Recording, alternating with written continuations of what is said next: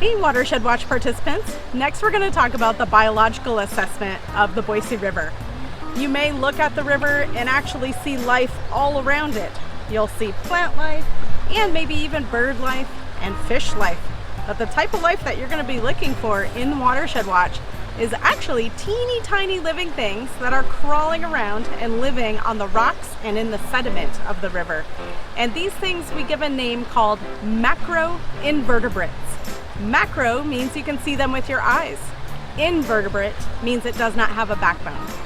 So examples of the types of things that you might find in the river are things like worms, snails, and other mollusks, as well as fly larvae and other insects that start their lives in water. Most of these organisms are about the size of your fingernail, and you can also pick up each of these organisms to collect them.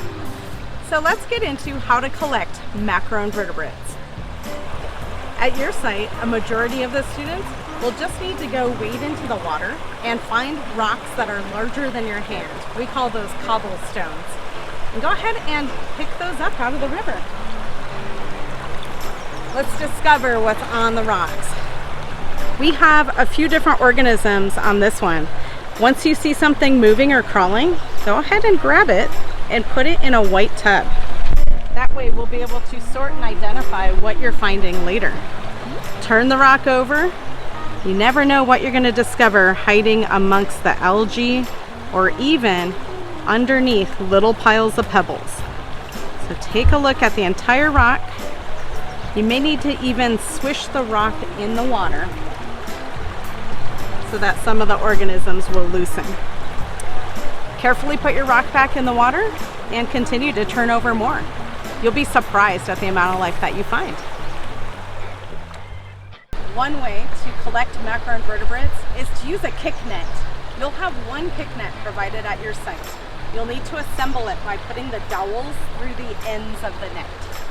Next, go out into the stream safely with a partner.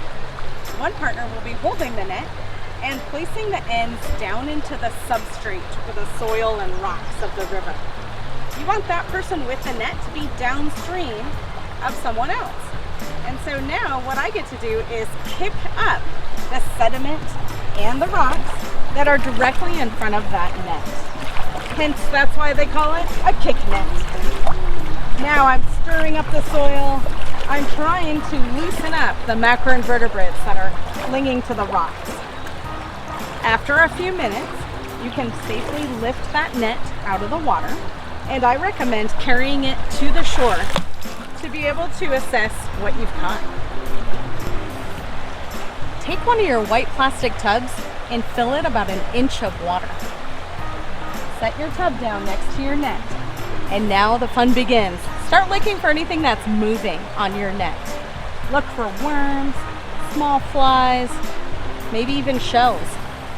Even if you're not quite sure what it is, go ahead and pick it off the net and place it right into that tub of water.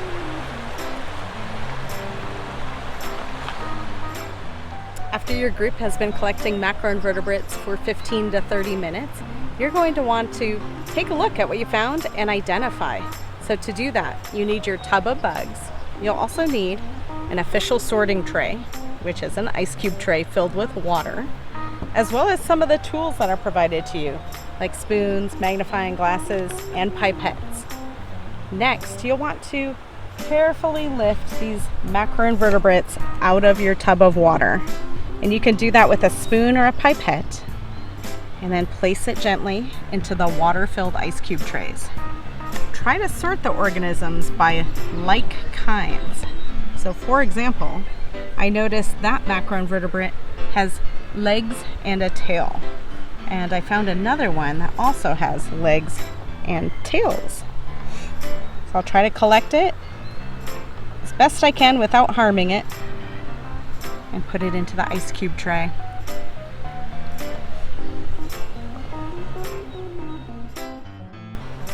Once you have a majority of your macroinvertebrates sorted into a tray, you'll want to take a look at an ID chart.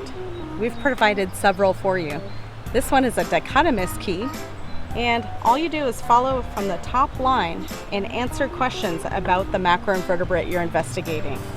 For example, if I were looking at this one, and I notice it has 3 tails and 6 legs, I would go to the chart and follow the dichotomous key.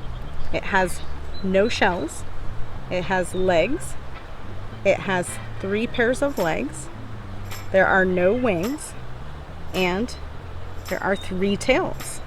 And so that narrows down my choices to just these macroinvertebrates. And by looking very closely at the description and the macroinvertebrate, I've narrowed it down to the mayfly larva. That's an example of how to use a dichotomous key. However, you'll be provided with additional resources. Once your instructor has verified what you found, you'll want to record it on the macroinvertebrate data sheet by circling the organism. At the end of your assessment for macroinvertebrates, you're going to count up the number of types of macroinvertebrates per group. You might notice that these macroinvertebrates are grouped into 4 groups based upon their tolerance level to pollution. Group 1 is very sensitive to pollution, and we find these types of organisms in clean water. Group 4 is actually very tolerant of pollution, and these can live in a wide variety of habitats. In the case of what you found, you may be seeing lots of different macroinvertebrates from different groupings, and that's great. That means that you have found a very biodiverse community of organisms, and that means the trout and other fish in the Boise River have a great selection of different macroinvertebrates to eat. If you're only finding maybe 1 or 2 types of macroinvertebrates, that may be more alarming to you just based on the type of group that they're put in. And so you'll want to do further assessments of the biological characteristics of that community. Overall, the biological health of the community is a really great indicator of water quality because they're not able to move quickly or away from pollution that may be passing by. And so what you're seeing typically has lived in the river for several weeks to months. And that's a great indicator of what's happening in the Boise River.